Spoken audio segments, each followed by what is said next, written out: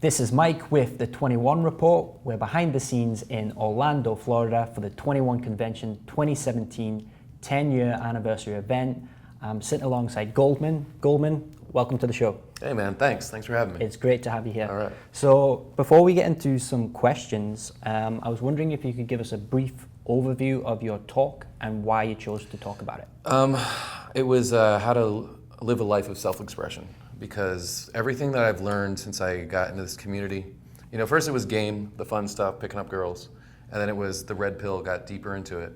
But it turned into more than just meeting girls, because then I was able, I was like sexually, I could do what I wanted. Mm-hmm. The frustration wasn't there anymore, where I'd been frustrated my whole entire 20s.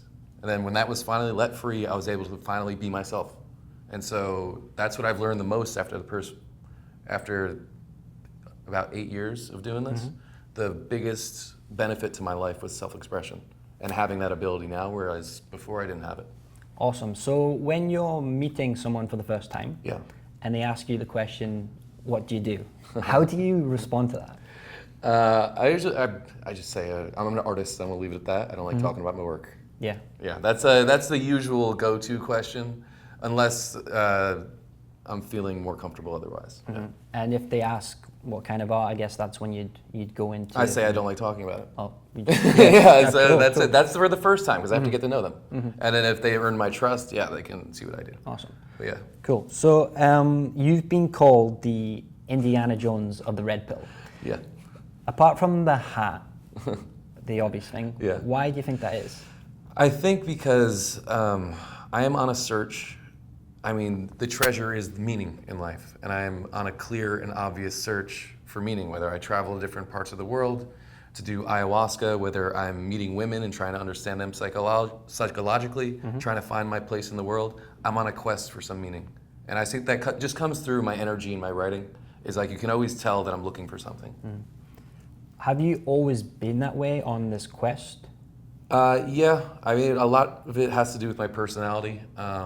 A lot of it has to do with my upbringing. My father always pushed me to do this. The religion I grew up in was a very weird kind of cultist religion, but they're always on a search for truth. Mm-hmm. So yeah, I've always been like this, man. Always been a little bit on the wild side, and always just been a horny bastard. So this quest has caused you to travel all around the world. Yeah.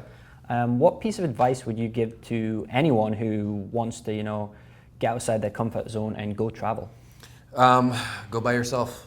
I would say definitely take a trip somewhere alone. I love Mexico because it's so like wild and kind of crazy and free, and it's a little bit dangerous. So you got to keep your wits about you all the time.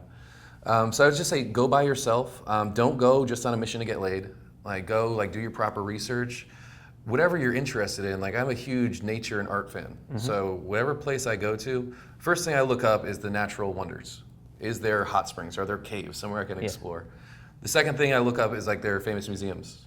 And then the third thing, shockingly, is the best bars and clubs. Mm-hmm. But number 1 and 2 is nature and art. Those are at the forefront of my life. Then the girls can squeeze their way in. Mm. So how did you initially get involved in game, and when did you first discover the red pill? This question. All right, so game. There is an article on my blog that everybody should read. It's called What Led Me to Game. It was fucking a fat girl. That's what the article's called. You can look it up. It's exactly what it sounds like. I was on a road trip with a buddy of mine, and we were really into couch surfing. This is 2007, 2008. And couch surfing, you can look up criteria, 18 to 24-year-old girls. Mm-hmm. And it was just like online dating back in the day. So we found this hot dancer chick, so really, really hot. And we found her, we're like, yeah, she accepted our request. We're like, woohoo, yeah, it's gonna be fun. We met her in public, because that's what you usually did with couch surfing. So she was there, looking super hot, and then next to her was her sister, who was really this big. And they knew all the bars in town. We ended up getting super fucked up. Read the story on my blog, because it's too much. I ended up sleeping with her, woke up dismal, just what has my life come to? I can't believe I let myself do this. And then the next night we were in Vegas, and I was like, all right, I'm gonna go fuck a hot girl now. And I couldn't approach. So went back to the hotel, Googled how to pick up girls. That's how I got into game. And the red pill? The red pill. So with game, I started reading as many books as possible. So of course I came across like Rollo and Roosh and Krauser and Hartis, like the main guys back in like around 2010. So I found them, and then especially with Rollo, I mean, I found his writing, and I was just like, he's putting everything together. Like this is way more than just pickup. This is actual, like it's meaning. It's something. It's showing me how everything really works. So that was the red pill, and then I stuck with red pill. I mean, game and pickup I don't need anymore because I've got my own style now. But red pill, I'm still like reading it. So you mentioned in your talk that you started out as quite socially anxious. What's the one piece of advice you give to someone who wants to break free of that? It depends on how bad it is, because I know as we were coming up to the studio today, I told you I was unable to speak in public. Yeah. All right, so this was early on in college. Literally got up in front of the class, not even that many people, 20 people, and my throat closed up, and then I couldn't talk, so I had to get off. That happened 3 times. And I was like, I'm not gonna be able to go through college if I don't get over this. And that's how bad it was. So the first thing I did, it was just a group. It was like a support group. And so took that and it was like slowly, baby steps, whereas finally I was able to give presentations in college. So that was a number 1. That's if you have it really bad. Number 2 is one of my classes in college was acting. It was just acting 101. My God, when I took that and then learning improv and just like, again, express yourself. Yeah. It was like the first time I was able to let it come out. So that was another thing, an acting class. Awesome. Yeah. So Goldmund, this was your first time speaking at the 21 convention. Yeah. Gotta ask, how's your experience been so far? Oh, it's been fantastic, man. Everybody I've met, like everybody here is very, very genuine. It's been great. I mean, we're having so much fun at night. Like the speakers are great during the day. The guys are learning a lot.